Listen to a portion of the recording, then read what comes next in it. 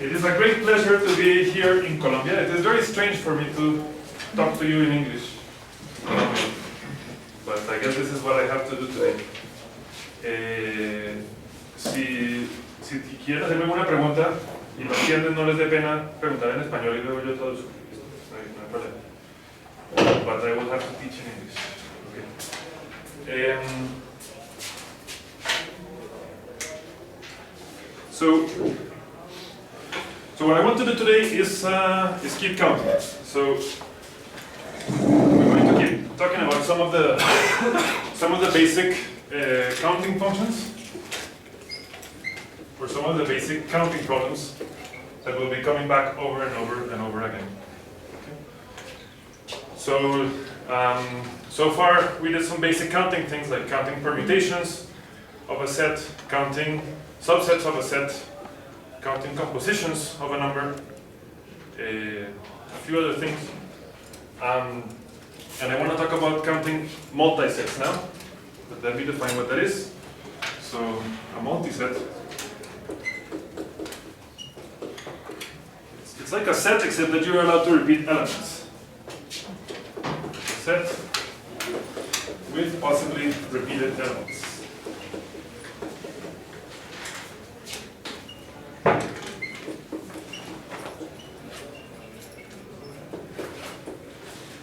And I think this is clearest if I just write a multiset, then it will be very clear what it is.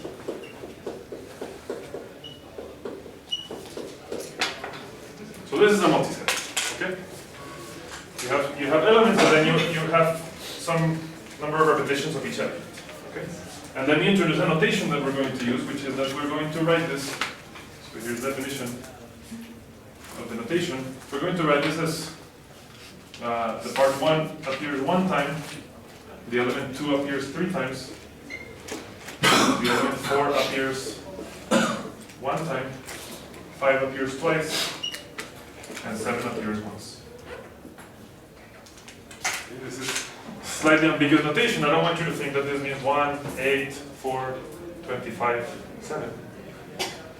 But I think it should be clear that when I write something like this, it means this. Okay?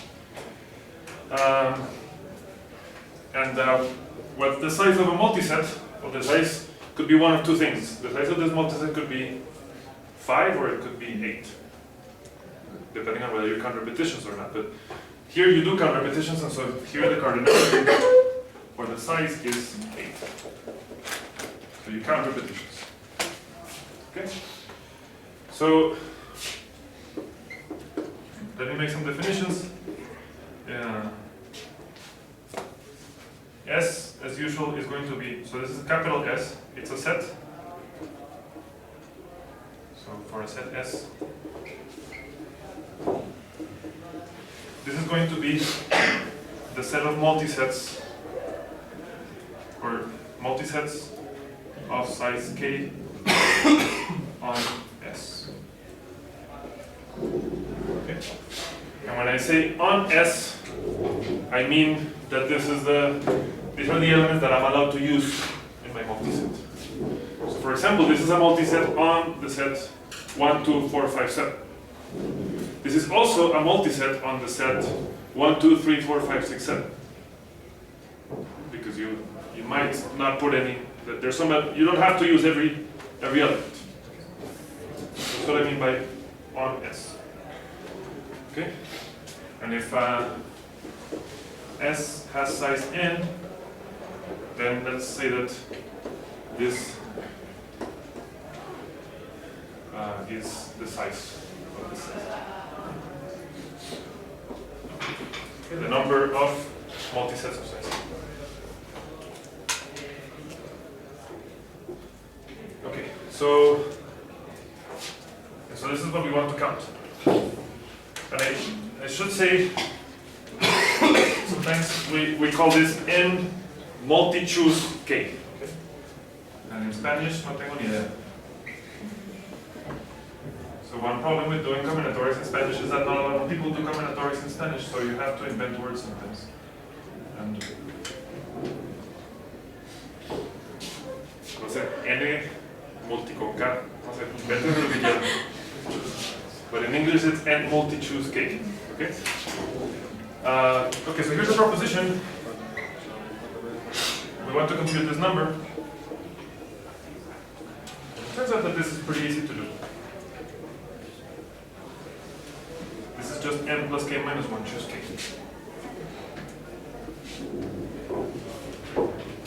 So let me give you a proof. If a multiset S on the set N, let's say if a K multiset, one of the multisets that I'm counting here, if it has AI parts equal to I, so it has A11s, A22s, up to ANNs, then what happens? Then of course if I add up A1 plus A2 plus dot dot dot plus AK, well, how much is that? Plus AN. The number of 1s plus the number of 2s, etc. up to the number of n's is the total number of elements in my multiset, which is k. And so I have a composition. Actually, is it a composition?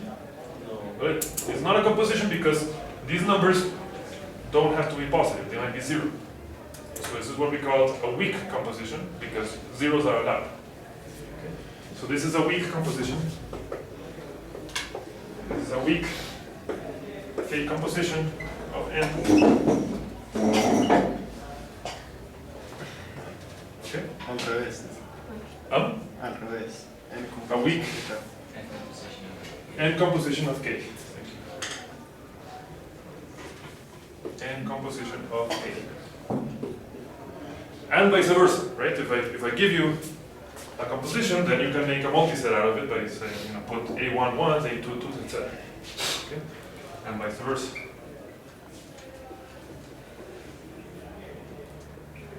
So this is a bijection between multisets and weak compositions. And we counted weak compositions last time, and we saw that they're given by this form. So that's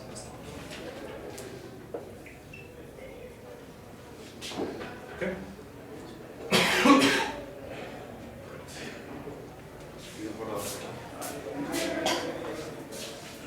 So that's how we count multisets.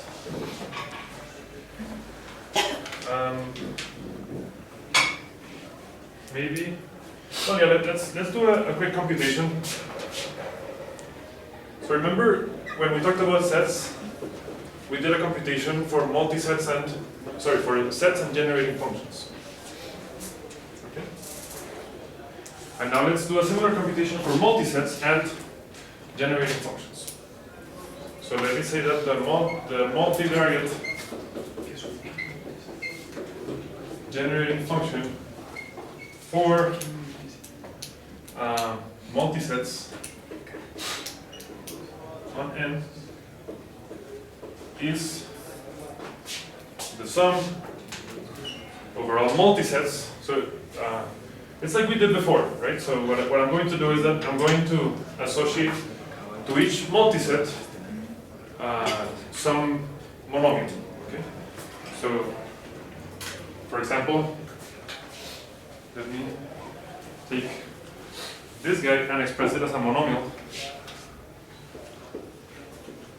as x1, x2 cubed, x4, x5 squared, x7.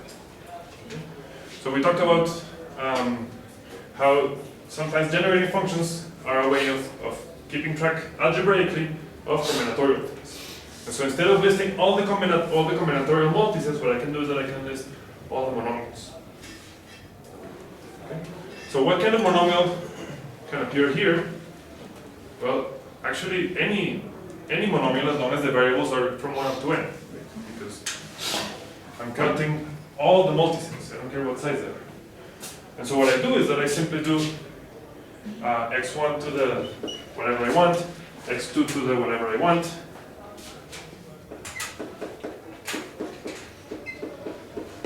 up to xn to the whatever I want. And these v's they are any number. So this is any function from the numbers from 1 up to n to the natural numbers. So any exponents, x1 to the anything, x2 to the anything, etc. This is the multivariate generating function for multisets. This is like listing all of them. Okay? Now, the reason this is useful is that we can rewrite this as follows. What I can do is that I can say, well, this is equal to the following thing. 1 plus x1 plus x1 squared, etc. 1 plus x2 plus x2 squared, etc. Up to 1 plus xn plus xn squared, etc. Why are these two things equal to each other? Because when you multiply the right hand side out, if you imagine expanding all of this thing, it's a huge infinite process. But how can you get a monomial out of this multiplication? Well, you choose a term here, a term here, a term here, and you multiply them. And so what you get is x1 to the whatever you want, x2 to the whatever you want, xn to the whatever you want, and you multiply them to get this. And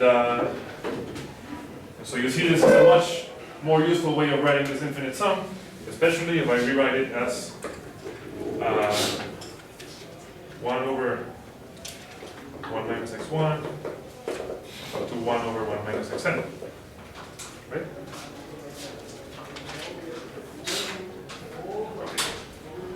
Okay. So this is the multivariate generating function for multisets, and now, as we did for sets, let's set all the variables equal to each other. Okay.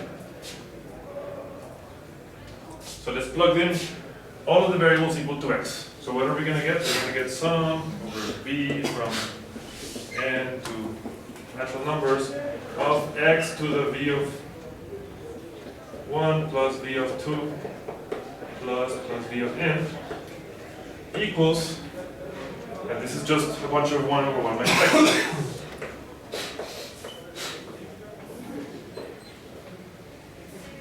Right? But if you think about this, again, we have one term per multiset, and so I could say this is just the sum over the multisets on n, and then I get x to the what? It's the size of the multiset, right? The number of ones, the number of twos, etc., up to the number of n's. It's just the size of the multiset. Okay? And this is equal to 1 minus x to the minus n. Okay? But now what is this equal to? Well, how can I get an x to the k here? How many times do I get an x to the k? Well, I get an x to the k whenever I have a k multiset on n. And how many of those are there? It's that number. So what I get here is the sum of n multi choose k x to the k, adding over all the k greater than or equal to 0. Okay? That's the left hand side. What about the right hand side? Okay, many of you have not seen combinatorics before, but maybe you've seen analysis before, or some other class where you learn how to deal with an expression like this. What's the Taylor series of this thing? This is, if you just look at this, x is your variable, n is a constant, and this is just a binomial. This is 1 plus something to the something.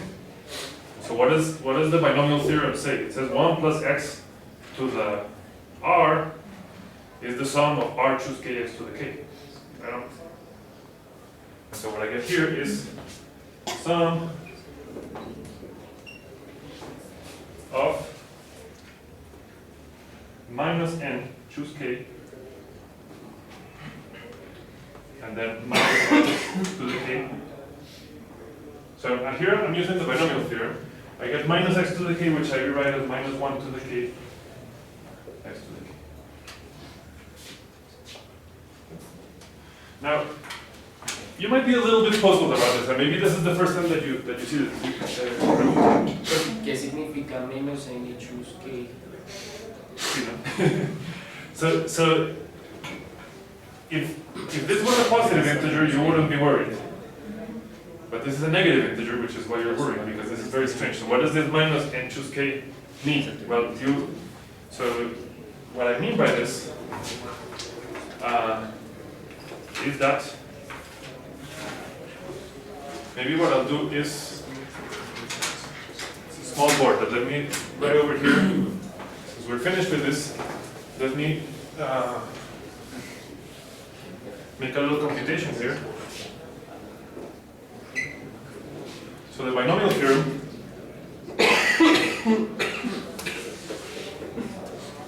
says that 1 plus x to the r is the sum of r choose k x to the k for all k greater than or equal to 0. Again, if r is a positive integer, you're not worried, you know this, we prove this, and it's a combinatorics fact. If r is a real number, this is no longer combinatorics. It's more like analysis. And this is no longer a finite sum, this is an infinite sum. And r choose k is, actually maybe let me call it alpha.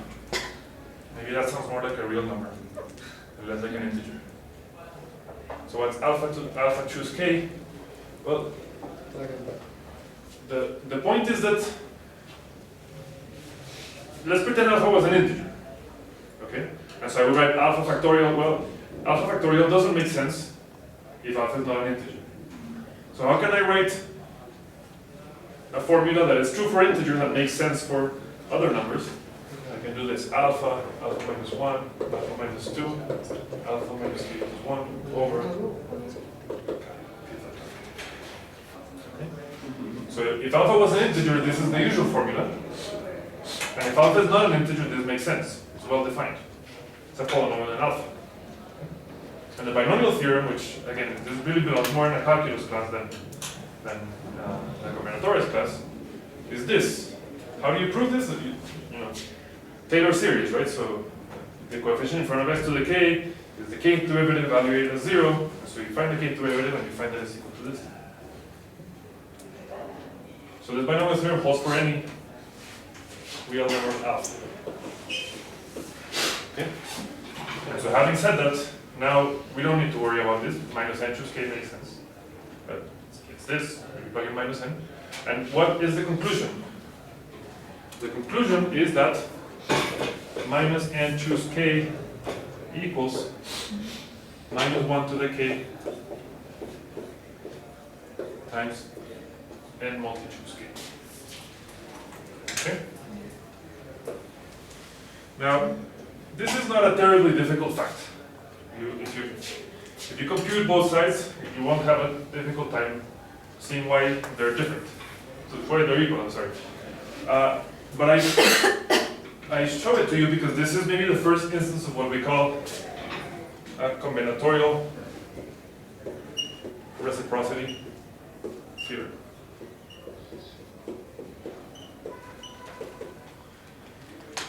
What do I mean by this? That the function alpha choose k, we started defining it for alpha being a positive integer. This makes sense. N choose k is the number of k subsets of a set of size n. And now I have this weird idea. What if I want to plug in minus n choose k? Right? And this is like saying, what is the number? I mean, if I thought very naively, I would say this is the number of k subsets of a set of size minus n. Okay, this is weird. It doesn't make any sense. But it happens a lot in combinatorics that when you plug in values that don't make sense, or shouldn't make sense, they actually do make sense and mean something combinatorial. This is something that we'll see a lot in this class. You have functions that, let me give you an example. We talked about the chromatic polynomial, which is the number of colorings of a map with q colors. What if I ask you for the number of colorings of South America with minus 10 colors? That's weird. That doesn't make any sense. But there is a reciprocity theorem that makes sense, and there's a theorem that says the number, if you take the chromatic polynomial and you evaluate it at minus 10, you get something combinatorial. Which you shouldn't, right? But you you're doing something that seems really stupid. But this is what's called a combinatorial reciprocity. We will see a little bit of this, but this is a big topic. And if you're interested in this I think is a good topic for the project. And on the website, I posted a book that's called Combinatorial Reciprocity Theorems. A friend of mine is writing it. Two friends of mine are writing it. One is my colleague Matthias Beck at San Francisco State. The other one is Raman Sanyal. And they have a whole book about these kinds of theorems. So if this interests you, that could be something that you could read more about. So this is why I wanted to show you this combinatorial reciprocity theorem. Okay? Any questions about that?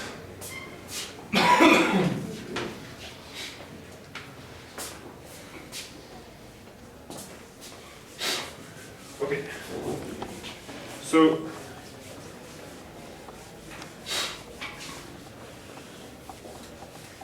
let me define something else. Now, we talked about binomial coefficients. Now let's talk about multinomial coefficients.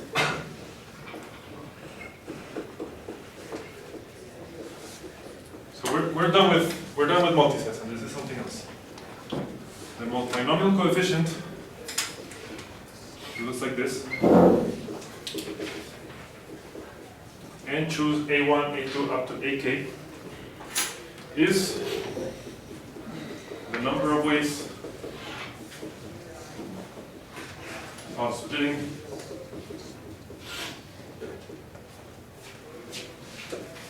a set of size n into a set of size A1, one of size A2, etc., up to one of size AK.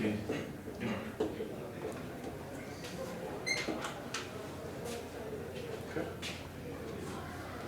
So it's a little bit like the binomial coefficient, and actually, what does this mean? N choose K and minus K. This means take a set of size n and split it into a set of size k and a set of size n minus k. How many ways are there of doing that? Choose your k things. There's n choose k possibilities for that, and once you do that, the rest is determined. So this is just a generalization of this. Now, one thing you'll realize very quickly is that this only makes sense if the sum of the a's is equal to it.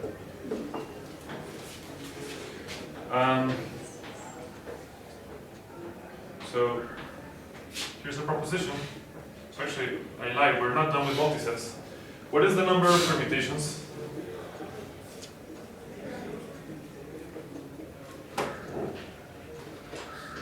of a multiset that looks like this?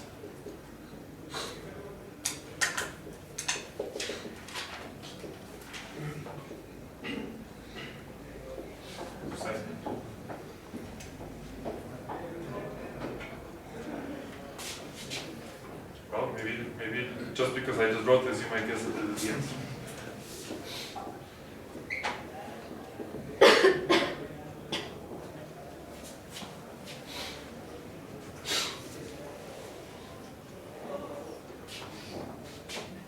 So let's think about this. Why is this true?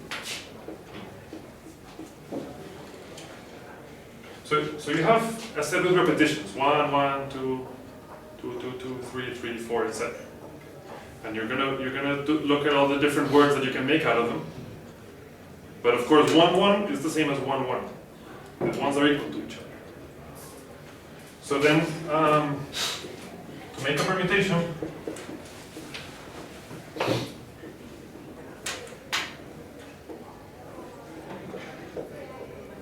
has size n. What do I need to do? I basically need to say, okay, well, where do the ones go? I have A1 ones. So I need to choose A1 positions where I'm going to put the ones. I need to choose A2 positions to put the twos, and I need to choose AK positions to put the Ks. So split n into sets, which is, where do the where the 1s go, where the 2s go, etc. And so it's exactly the same procedure as this, but in disguise.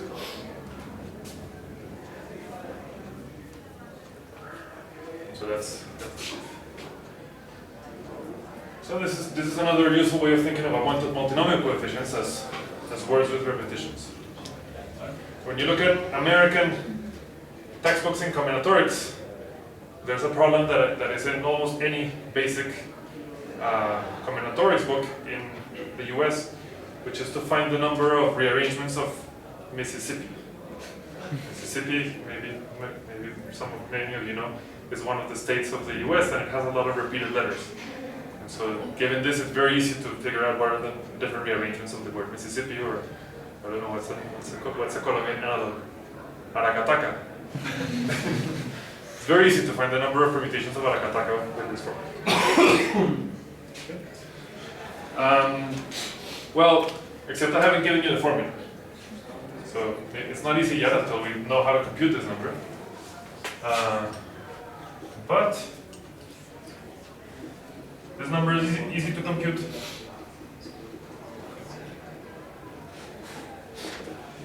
This is just n factorial divided by a1 factorial, a2 factorial, up to ak factorial multiplied.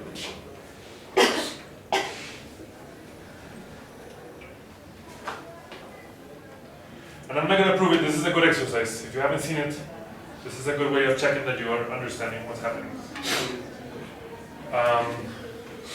And let me also write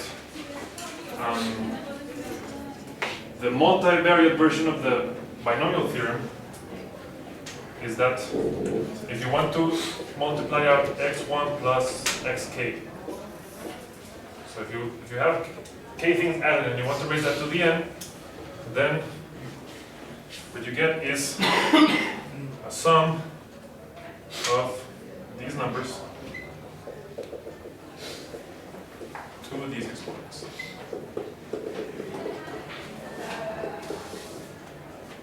Summing over all k's adding up to it. Okay.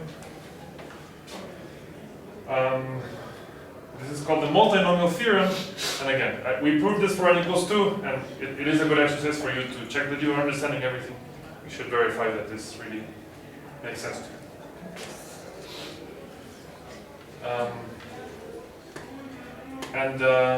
Let me say another proposition, which is a useful point of view. Let's say that you have a box. It's a rectangular box. It might be 3 by 2 by 3, or it might be 4 by 5 by 5 by 7 by 8. It might be a higher dimensional. So in a box of size A1 by A2 by AN, what is the number of ways of going from one corner of the box to the opposite corner of the box following the lattice and without backtracking? The number, sorry, this is up to 80k. The number of shortest lattice paths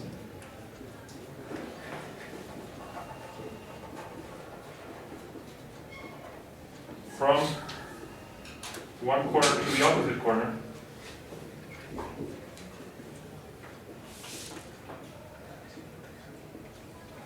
from 0, 0, 0, 0 to A1, A2 up to AN is the multinomial coefficient. And actually you saw this in the homework a little bit.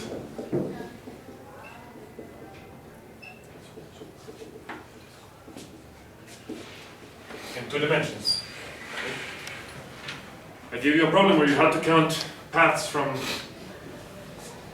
in a city that's a grid, paths from one corner to another one.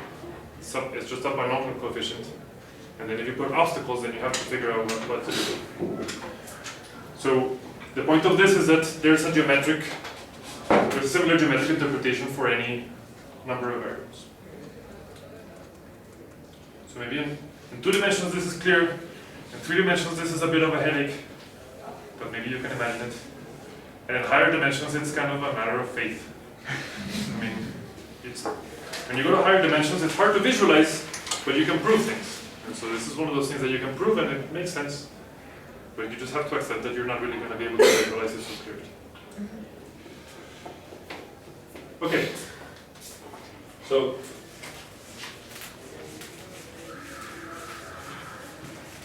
that's that. Multinomial coefficients.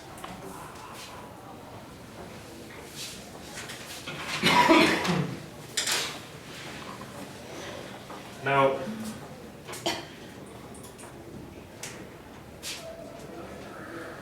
there's something else that I wanted to do briefly, which Stanley does not do in his book,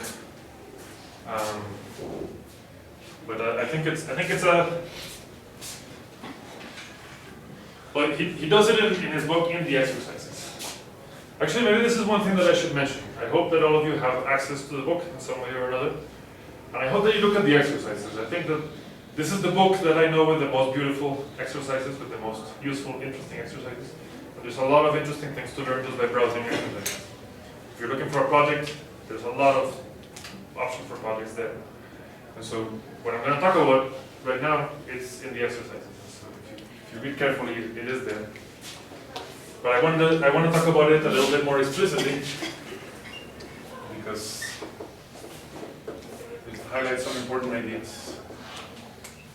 Combinatorial identities. Okay? So this is a simple idea that can get very complicated. I mean, that can get very intricate. But the idea is very simple, and the easiest thing to do is just to prove a few combinatorial identities. So here's a combinatorial identity that probably all of you know. Okay? And what I mean by this is, what I mean by a combinatorial identity is you have an equality between two things that have some kind of combinatorial meaning. So when you have something like this, then there's several ways that you can proceed. Maybe the easiest thing to, well, there's two very easy proofs of this fact. One is that we gave formulas for n choose k, and if you plug in the formula here, and you plug in the formula here, you're going to get the same thing. So algebraically, it's very easy. Now, combinatorially, what does it mean to have a combinatorial proof of this? The way that you do combinatorial proofs is that you just count something and show that it can be counted by this and it can be counted by this. We know what this counts. This is the number of k subsets of n. And we know this is the number of n minus k subsets of n. So why is the number of k subsets equal to the number of n minus k subsets? Because you have a bijection from k subsets to n minus k subsets, which is to take a k subset and take the complement. It's going to be an n minus k subset. And so this is a bijective proof.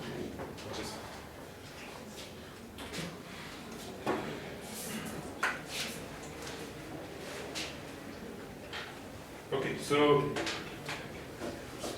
actually let me just write very quickly. So this is a bijection from the k subsets to the n minus k subsets, which just takes a set and maps it to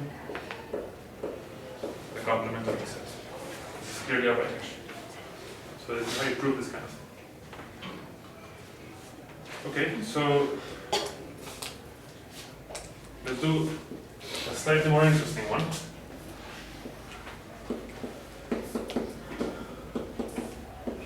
N plus 1 choose k plus 1 is equal to n choose k plus 1 plus n choose k. So, again, if you're not feeling particularly combinatorial at the moment, you can try to give an algebraic proof. You can say this is n plus 1 factorial divided by k plus 1 factorial, blah, blah, blah, blah, blah. You can multiply all of this out, and if you have enough energy and you're careful enough, This is not difficult. Just kind of multiply out and you see that it works out. Combinatorially, what do you say? We want to say that we want to count the same thing twice.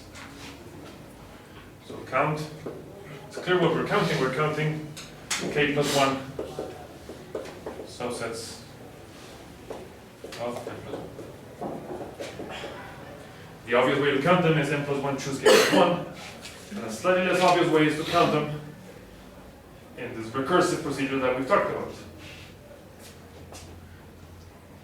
So if the number n plus 1 is not in the set,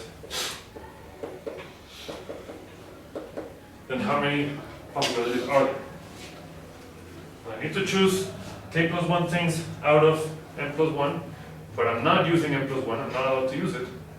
So therefore I need to choose k plus 1 things out of n things. Okay? So this is the number of subsets which do not contain n plus 1. What about if n plus 1 is in? So in that case, out of the other n elements, I needed to choose k plus 1 and I already chose 1, and so now I need to choose the remaining k. So the number of ways of doing that is choose k.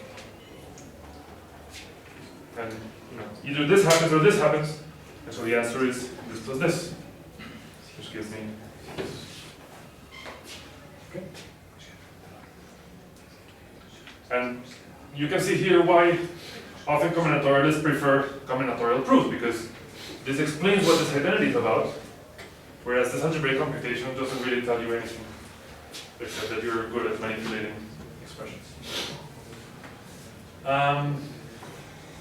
Actually, I realized that I forgot to write it in the notes, but there's a reason why this is extremely important, and maybe you know this already. The binomial coefficients like to live in a triangle, which is called Pascal's triangle.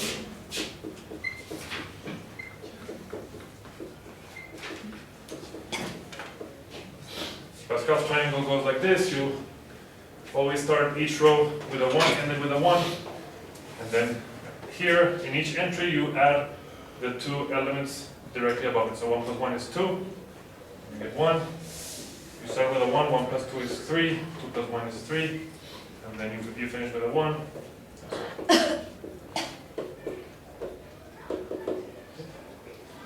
And the point is that these are precisely the binomial coefficients. For example, this is 4 choose 0, 4 choose 1, 4 choose 2, 4 choose 3, and 4 choose 4. And you see that this identity is the motor for this triangle. What you see is that n plus 1 choose k plus 1 has n choose k here and n choose k plus 1 here. Right? So that's why when you add these two guys, you get the next binomial coefficient. So this identity is the reason that Pascal's triangle works. And Pascal's triangle is often a good way to kind of visualize combinatorial identities. For example, what does this identity say in Pascal's triangle? It says that if you look at row n, then the kth entry is equal to the n minus kth entry, which is saying that this is symmetric. And by construction, it's very obvious that this is symmetric, because the procedure is symmetric.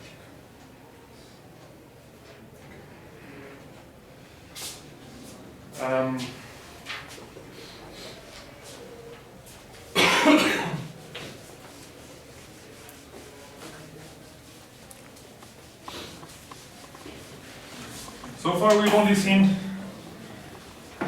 these two identities. The algebraic proof is completely uninteresting, but sometimes the algebraic proof is interesting. So I want to show you at least one example like that.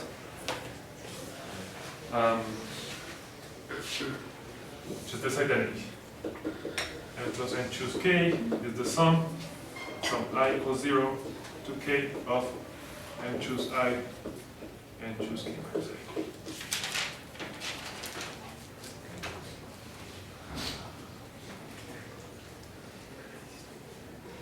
So again, If combinatorics is still not your favorite thing, then you might think, okay, well maybe I'll try to give an algebraic proof.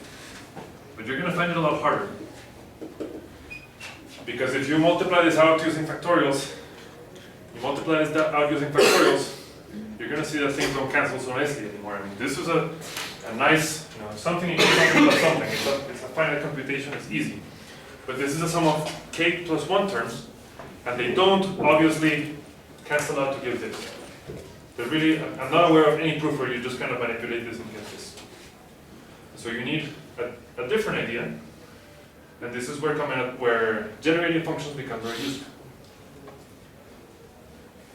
If you think of this as a function of k, what's the generating function for n plus n choose k? It's this one. This is the sum by the binomial theorem. It's the sum of n plus n choose k.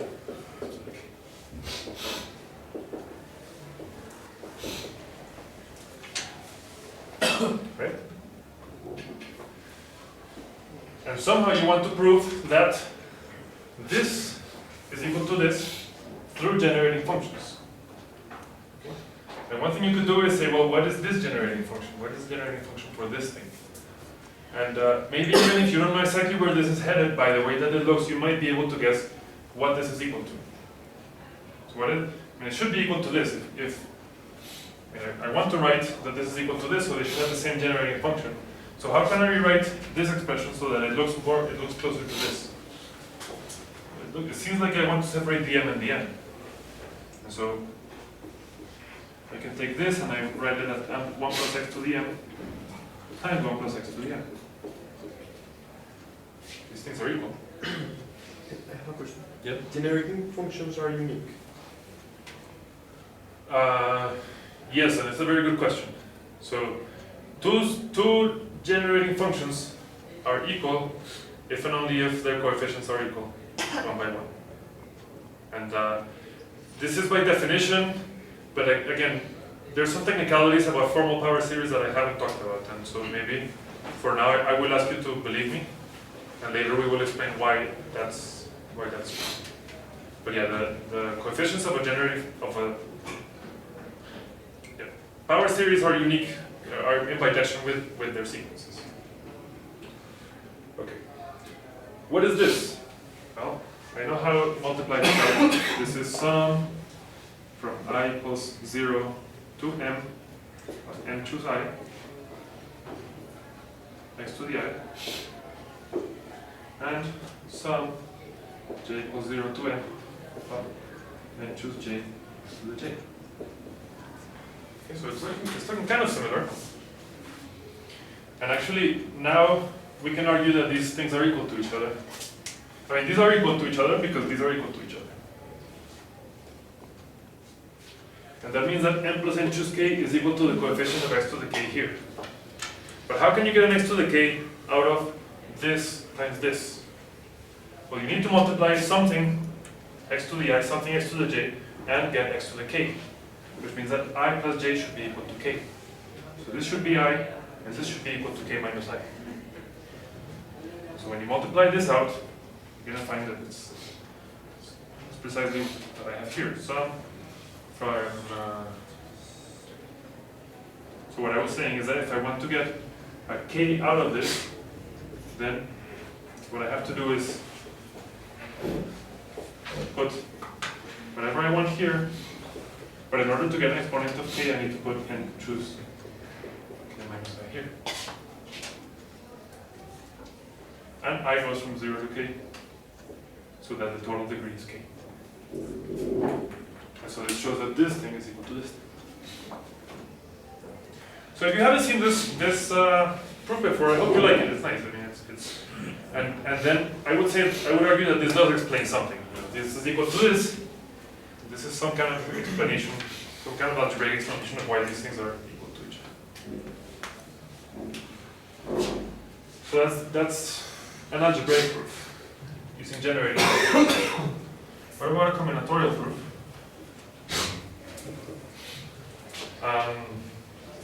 Again, we're going to count the same thing twice in two different ways.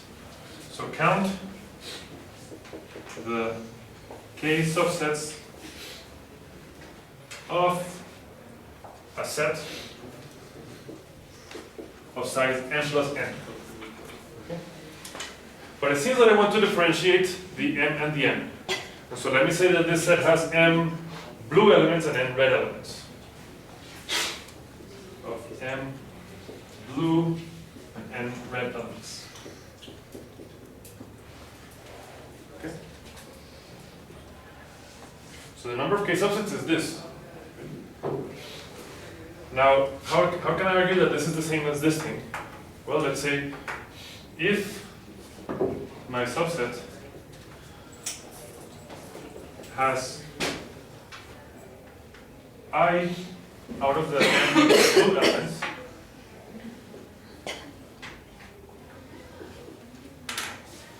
then how many red elements does it have?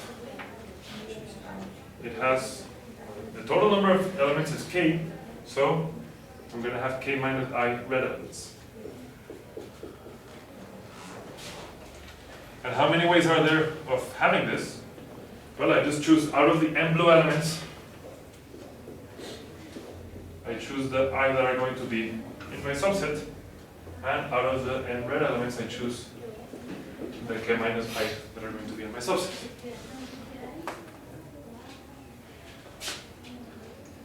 That's if my subset has I blue elements, but I could be any value. I could be 0, I could be 1, I could be 2, and so then I need to add over all possible values of I. Add over.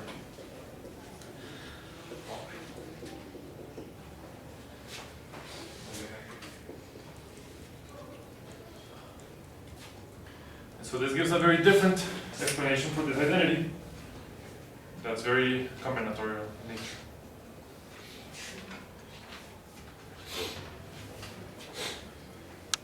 Okay. Yeah. How does that work in the Pascal triangle? In the Pascal triangle,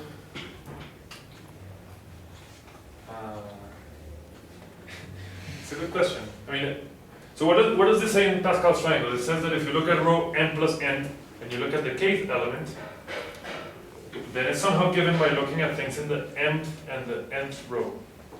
So it gives you a procedure for computing the n plus n row out of the m row and the n row. But it doesn't do it in a really beautiful way, I think. But yeah, that's what it means in Pascal's triangle. Okay. But so I hope that this begins to clarify what I mean when I ask in the homework to give a combinatorial proof. There's many kinds of proofs, but you know, somehow someone that's a real true combinatorialist at heart will prefer a proof like this. Not everybody. Some people prefer this, and if you prefer this, that's fine. But I think it's useful to know how to do proofs.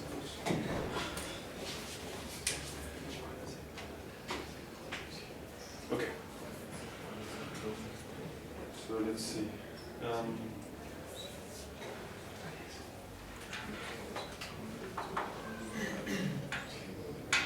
Maybe.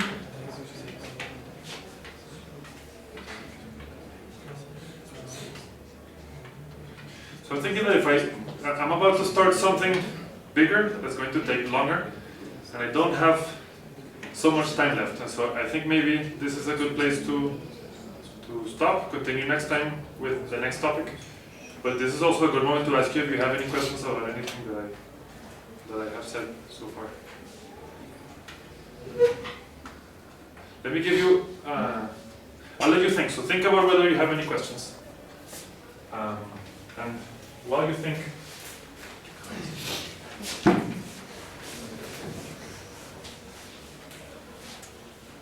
I want to give you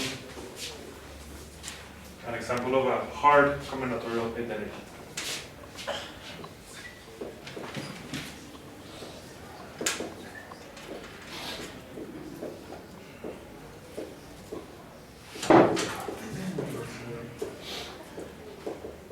Now the problem is that I don't remember, I'm doing this out of memory.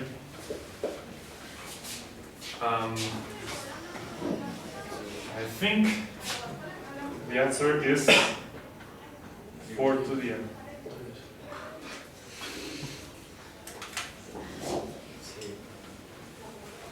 put a little question mark here.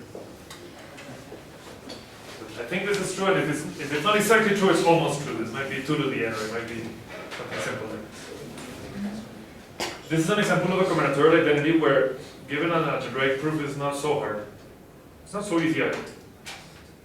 But this kind of looks like what we did over there, right? There's k, there's n minus k, and so I encourage you to give a combinatorial, an algebraic proof of this. And I encourage you to give a combinatorial proof of this. But this is an extremely hard exercise. And it happens often in combinatorics that we have identities where algebraic proofs are known, and there is no combinatorial explanation for this. I mean, this seems very easy, right? I don't know, 4 to the n, you can easily invent a problem whose answer is 4 to the n. I don't know, take a set of n elements and color each element in 1 of 4 colors. And these are very natural things, so you would think that there would be an easy combinatorial proof, but it often happens that we don't really have easy combinatorial explanations of combinatorial identities. Let me mention something else which, again, would be an interesting direction for the project if you're interested, especially if you like computer science, algorithms, things like this.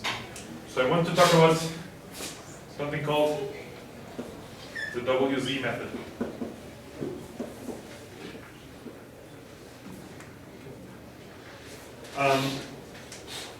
The WZ method is named after Wilf and Zeilberger, and what these guys did is that they gave an algorithm to prove combinatorial identities. And it's a pretty amazing algorithm. So almost any reasonable combinatorial identity that exists, you can just feed it into a program, and the program does some computations and spits out a proof of the identity. And this is impressive because these things are, I mean, so far we've done easier examples, but there are some identities that are very hard to prove.